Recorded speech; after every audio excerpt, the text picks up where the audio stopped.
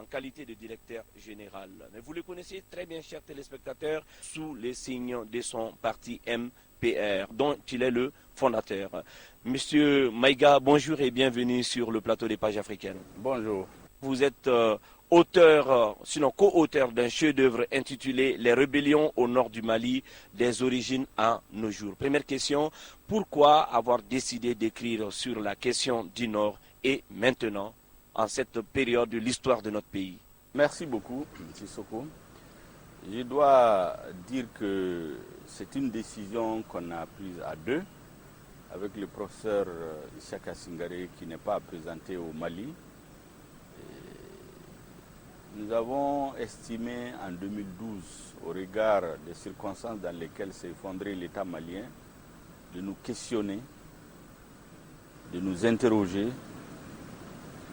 de faire un diagnostic de ces crises récurrentes au Mali et surtout d'identifier les causes lointaines, récentes, immédiates, les acteurs responsables ou non de la situation qui a conduit à l'effondrement de l'État malien, qui est un pays d'une grande histoire, un pays héritier des grands empires, des grandes entités étatiques, un pays qui a une des armées les plus puissantes, en tout cas jusqu'à une date récente, un pays composé d'hommes très braves. On s'est posé la question, qu'est-ce qui fait que cet État brusquement s'est effondré sous le coup de boutoir de quelques mercenaires venus de l'extérieur qui se sont ajoutés à des séparatistes impénitents, des vendeurs de drogue et autres, qui se sont ralliés et ont coupé notre pays en trois. Il fallait donc se poser la question, couper notre pays en deux, se poser la question, qu'est-ce qui est à la base de cette situation? Autrement dit, faire un bon diagnostic pour faire un bon traitement. Faire un bon diagnostic pour faire un bon traitement. Donc on peut dire que cet ouvrage, c'est le résultat d'une analyse sociologique de la crise. C'est le résultat d'un travail complexe de recherche qui a duré 5 à 6 ans.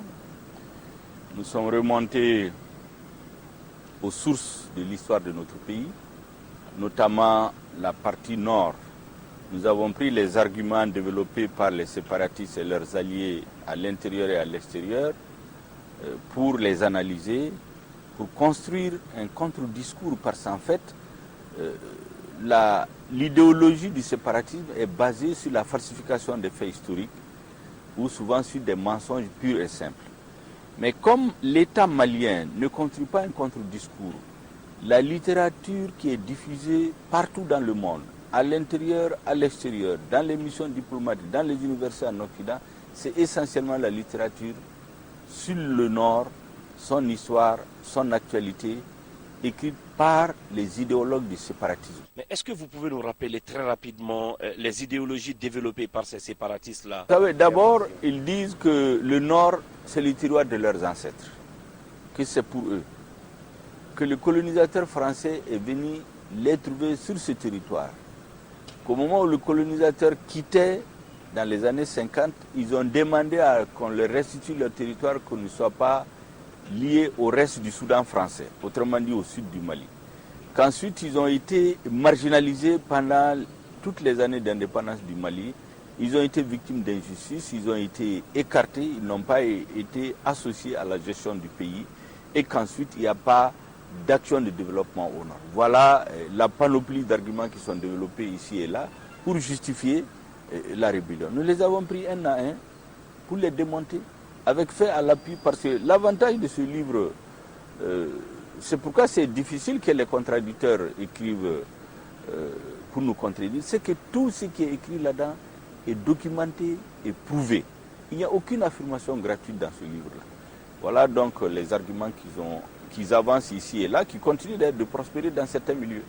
Alors, face au poids de ces arguments, vous avez développé des idées, vous avez amené des preuves, et certains disent que votre ouvrage est carrément une encyclopédie, n'est-ce pas, des crises au Nord Mali. Mais d'autres, par contre, estiment aussi que vous n'apportez pas de faits nouveaux, que tout ce que vous apportez, c'est tout simplement des considérations arbitraires que vous développez, surtout notamment allusion faite au CMLN, au général Moussa Traoré et aussi même à la gestion de la crise sous Amadou Toumani Touré. Qu'est-ce que vous avez à dire à ces détracteurs? Je pense que d'une façon générale, on a ce problème au Mali.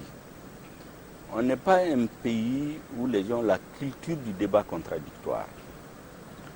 Les gens sont fixés dans des postulats, j'allais dire dans des postures, ils sont dans des fausses certitudes.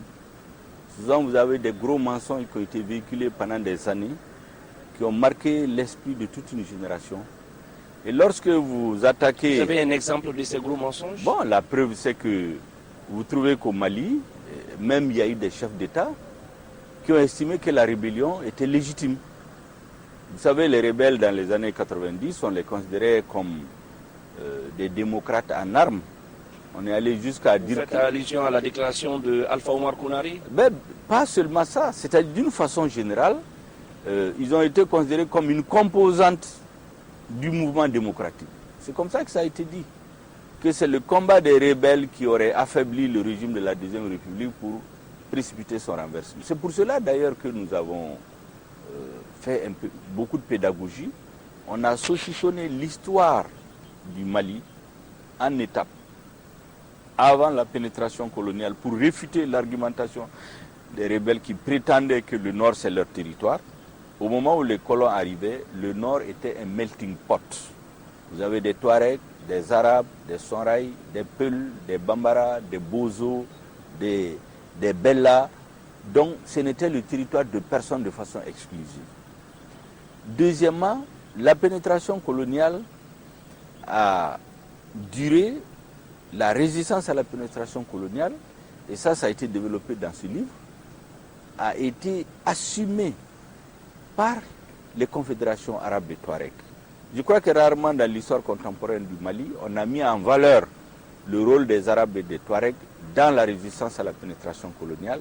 Mais cette résistance, j'ai précisé qu'elle a duré essentiellement grâce au soutien multiforme que les Sonraï et les Peuls les ont apporté. Nous avons donc démontré le caractère mensonger de cet argument. Nous sommes arrivés à la période de l'indépendance. On a démontré très clairement que ces quelques personnes, généralement sous l'influence des colonisateurs, qui voulaient à la veille de l'indépendance diviser le Mali, et la puissance coloniale aussi avait ses projets. Ce sont ces personnes qui ont fait des écrits, qui ont demandé d'ailleurs pour certains de rester non indépendants, autrement dit des musulmans français. D'autres ont prévu de les détacher du Soudan pour les rattacher soit au Maroc ou à la Mauritanie. Voilà, ces idéologues-là, ils ont échoué parce que lorsqu'ils ont fait le tour des populations, ils n'ont pas été suivis. Et les populations du Nord, dans leur grande majorité, l'écrasante majorité, lorsqu'elles ont été interrogées, elles ont dit qu'elles veulent rester dans le Soudan. Et c'est là que vous constaterez que ceux qui disent que c'est tout juste pour faire l'apologie du régime du CMLN et de l'UDPM, ils ont tout faux, parce que nous avons démontré par A plus B le travail patriotique et héroïque qui a été fait par les responsables de la Première République. Déjà en 1956, les grands partis politiques maliens, le PSP et le RDA, toutes sensibilités confondues, s'étaient donné la main pour s'opposer à la partition de notre pays. Ça, c'est des faits qui ont été établis. Nous avons ensuite démontré qu'au lendemain des indépendances, à la veille des indépendances, lorsque la stratégie de partition du pays voulait se concrétiser, le gouvernement de l'autonomie interne de l'USRDA a usé de toute son influence. Les dirigeants de premier plan, Modibo Keïta, Maman Alassane Haïdara, le ministre de l'Intérieur, Mamadou Madera Keïta, ont pesé de tout leur poids, aussi bien en France qu'au Soudan, pour démontrer le caractère injuste et non réalisable de la partition du Mali. Et l'écrasante majorité des Touaregs y ont adhéré, et les Arabes. Donc cet argument aussi a été balayé par les preuves. Nous sommes venus ensuite à la phase du développement. Certains disent qu'ils ont été marginalisés. Nous avons donné la preuve que dès que l'école d'administration a été ouverte, le régime de l'autonomie interne de l'Union soudanaise RDA a tout fait pour recruter, sortir des écoles, des instituteurs, pour les recruter à l'ENA. Et c'est comme ça qu'on a eu les premiers administrateurs d'origine arabe ou touareg. Il n'y a jamais eu de discrimination. La vérité, c'est que depuis la pénétration coloniale, il y a une classe sociale qui avait été créée par le colonisateur spécialement. Une tribu a été érigée au-dessus de toutes les autres tribus. Et c'est la tribu des Iforas, c'est écrit dans le livre, ce n'est un secret pour personne. Et donc, c'est les avantages féodaux, c'est-à-dire l'esclavage, le servage et la féodalité. Certaines composantes de cette tribu ont voulu préserver ces avantages. Le président Modibo Keïta a dit non, on est allé à l'indépendance, on est un pays où tous les citoyens doivent être égaux.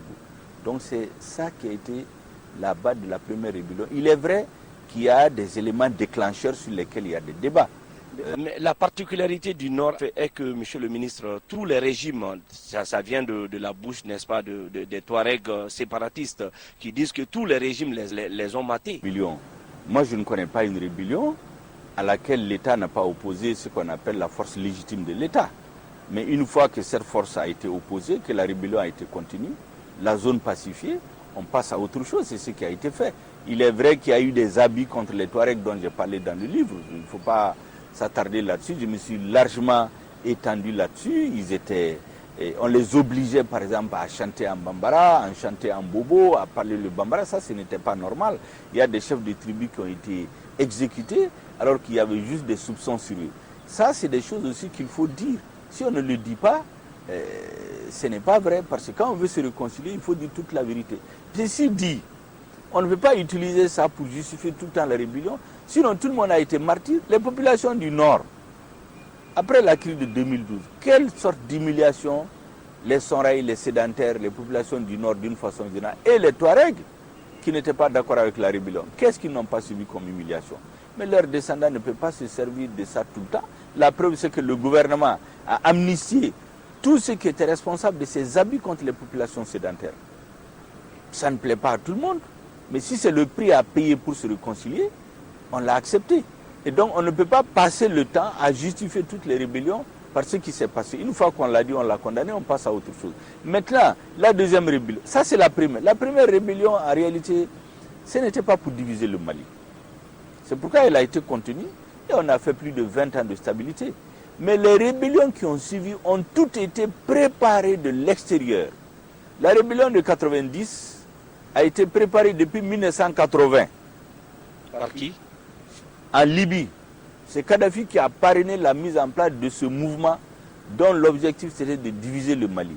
Parce qu'il y a des jeunes Touaregs, après la première rébellion, avec les sécheresses des années 70 et 80, il y a beaucoup de jeunes Touaregs qui ont immigré en Libye. Et qui ont intégré l'armée libyenne. Ils ont fait toutes les guerres que Kadhafi avait menées de par le monde. Et plus tard, donc, il les a organisés avec comme ambition de retourner dans leur pays et réclamer la partition du Mali. C'est documenté. Ce n'est pas des affirmations gratuites. Il y a des noms, il y a des personnalités, il y a des lieux de réunion, il y a des PV de ces réunions qui sont documentés. Donc ils sont venus de l'extérieur. Les paisibles populations, Touareg et Arabes, n'avaient rien demandé. La rébellion de 2012, c'est la même chose. C'est des mercenaires de l'armée libyenne, après la chute de Kadhafi, qui ont quitté la Libye. Des militaires libyens, je les appelle des mercenaires parce qu'ils étaient dans un autre pays, ils faisaient la guerre pour survivre, qui sont venus s'ajouter à ceux qui préparaient la partition du Mali, qu'on appelle le MNA, Mouvement National de l'Azawad. Ils sont venus, ils se sont joints, et puis ensuite, ils ont conjugué leurs efforts avec les mouvements salafistes, les terroristes de tout genre, et c'est comme ça qu'ils ont défait notre armée au nord du Mali. Alors, après ces démonstrations que vous avez eu à faire par rapport à ces différentes rébellions et à leur mode de gestion par les régimes, on a remarqué dans cet ouvrage que vous avez sapé le régime d'Ibrahim Boubacar Keïta. Vous trouvez qu'il y a eu une gestion laxiste? En réalité, lorsque vous lisez bien le livre, on n'a sapé aucun régime. On a simplement établi les faits.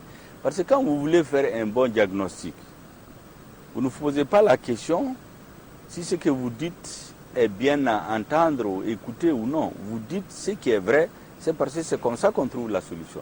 Quand vous avez une maladie, vous n'allez pas dire le nom de la maladie parce que vous avez peur que le malade ne se fâche. Vous dites la maladie et vous le soignez. En vérité, quand vous lisez le livre, vous verrez que chaque régime a été traité de façon spécifique pour éviter les amalgames. Ibrahim Boubacar Keïta, lorsqu'il venait au pouvoir, nous l'avons dit dans le livre, et moi je ne doute pas de cela, il avait une réelle volonté de résoudre la crise du Nord. C'est dit là-dedans. Mais la vérité, il y a deux facteurs qui ont fait que, ça c'est notre analyse, qui n'a pas réussi. La première des choses, il a été empêché. Par qui? Il y avait un complot contre le Mali.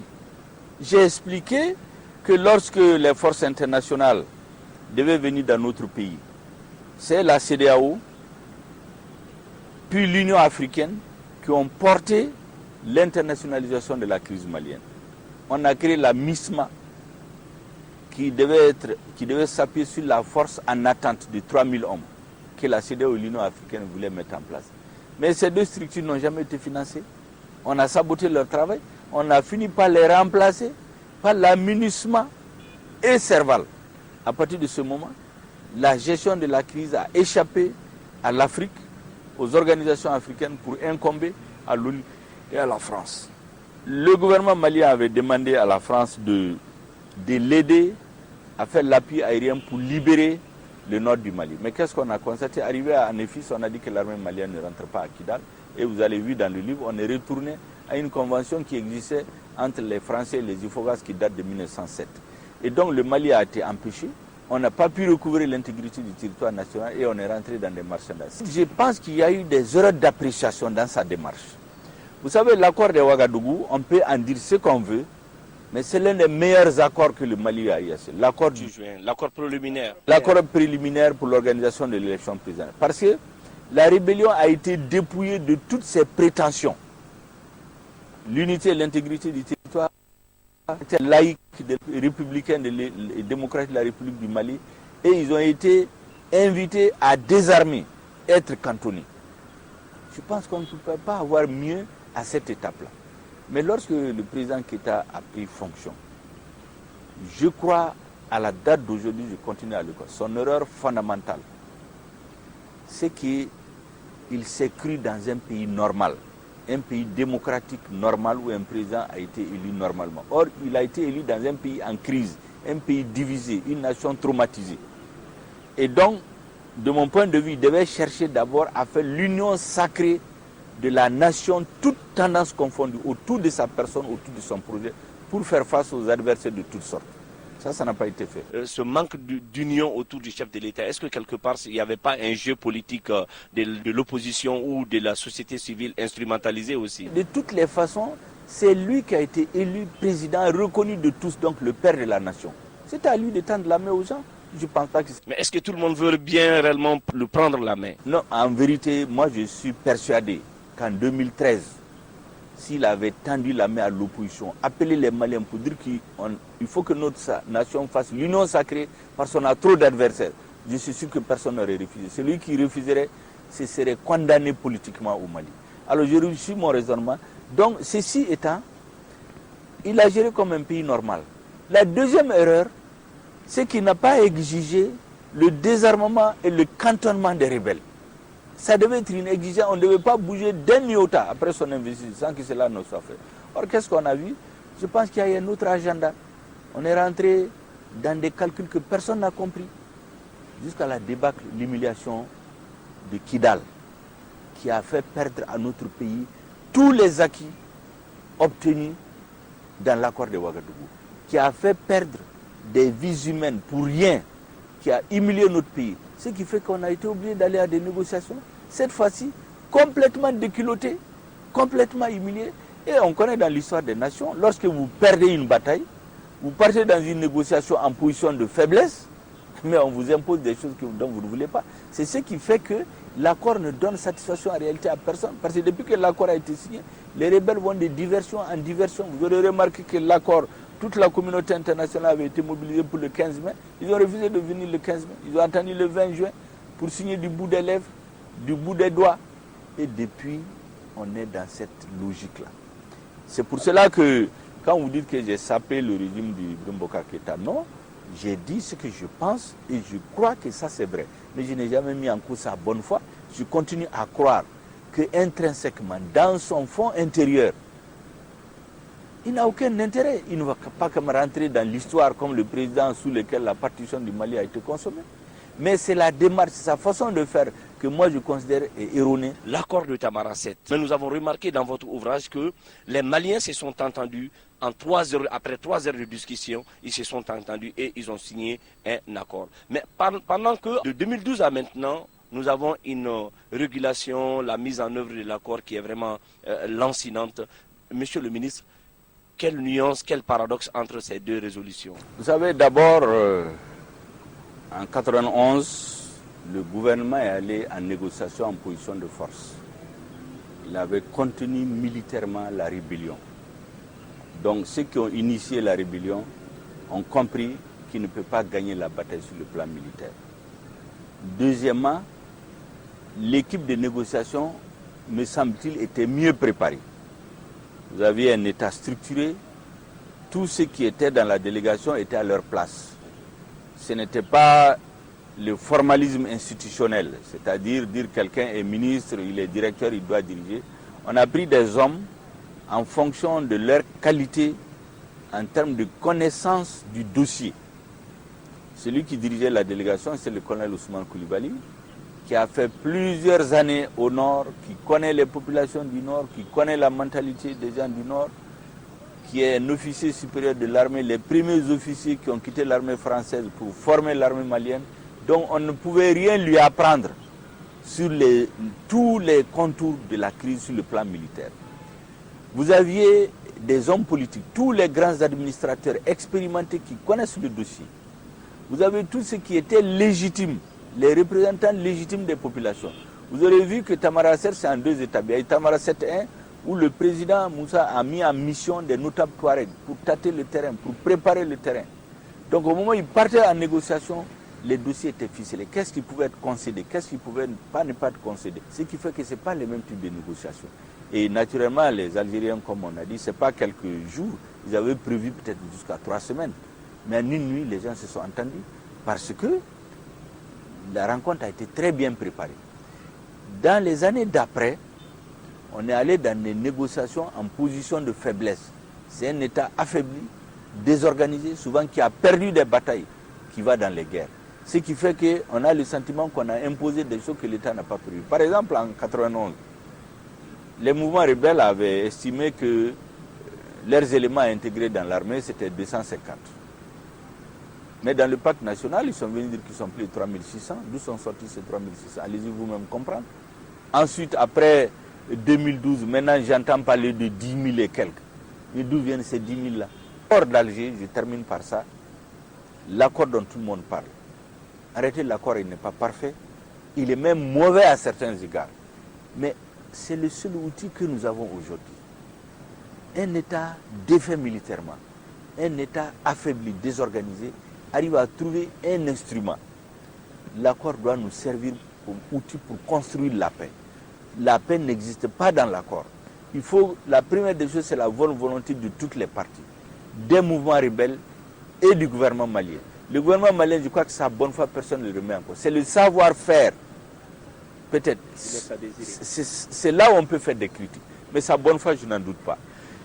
Les mouvements rebelles, je pense qu'il n'y a pas toujours la bonne foi chez eux. Et la communauté internationale aussi doit cesser de mettre des pressions inutiles sur notre gouvernement, alors que le gouvernement fait tout ce qu'il peut faire. Vous faites allusion au pacte de paix signé tout récemment? Non, je fais allusion à tout ce que je constate. Alors que moi, je suis persuadé que si Serval puis Barkhane, la MINUSMA, l'État malien se donnaient la main, mais on peut libérer le pays. Nous arrivons presque au terme de cette émission, mais avant, on a remarqué que les œuvres artistiques et culturelles sont toujours à la base des mutations ou des révolutions. Alors, votre ouvrage, monsieur le ministre, quel est l'objectif final recherché par cet ouvrage? Il vise à faire le bon diagnostic de la crise au nord du Mali, mais c'est un livre destiné à tout le monde, pour connaître notre vraie histoire Et c'est ça l'objectif de ce livre-là.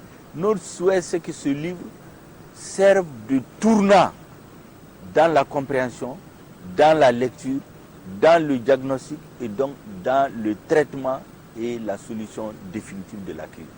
Monsieur le ministre, avant dernière question, le nouveau découpage du territoire est considéré aujourd'hui comme une piste de résolution, sinon de mise en œuvre de l'accord. Qu'est-ce que vous en pensez? Je ne crois pas. Je crois que le nouveau découpage, il est mauvais sur plusieurs plans.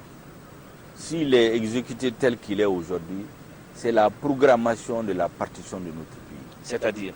Parce qu'on crée des principautés, des communes, des régions, des cercles taillés sur des mesures ethniques.